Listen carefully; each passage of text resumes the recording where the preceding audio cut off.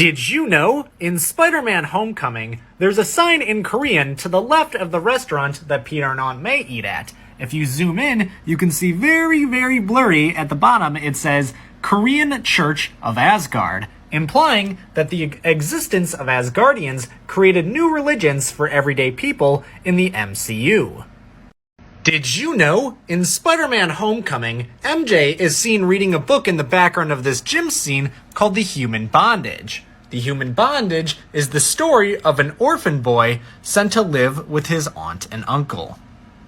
Did you know, in Spider-Man Homecoming, when Spider-Man is interrogating Aaron, who, in a deleted scene, we find out is Miles Morales' uncle, we can see that his car has the license plate UCS M01. Which stands for Ultimate Comics Spider-Man #1, the first series that Miles Morales starred in.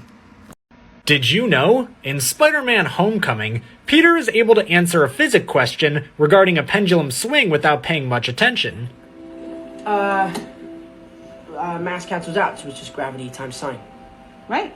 T-Flash being... That shows his ability to accurately calculate his web swinging. It fits in perfectly with Peter's character.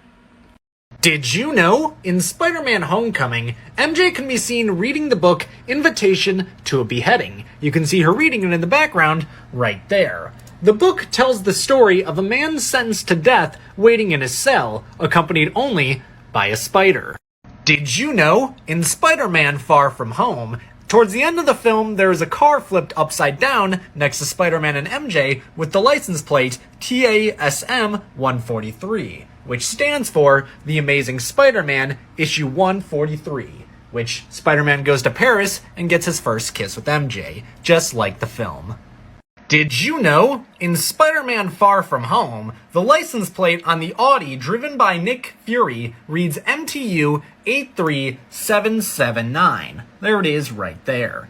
That is a reference to Marvel Comics Team Up issue 83, published July 1st, 1979. And that issue was Spider-Man and Nick Fury teaming up. Did you know, in Spider-Man Far From Home, when Mysterio is explaining why he turned into a bad guy, we get a flashback and he says it's because Tony Stark turned his life work into a joke by calling it BARF. To a self-therapy machine and renamed Binarily Augmented Retroframing, or BARF. But there's a key difference from the real scene in Captain America Civil War. Let's listen. Binarily Augmented Retroframing, or BARF. God, I gotta work on that acronym. An extremely...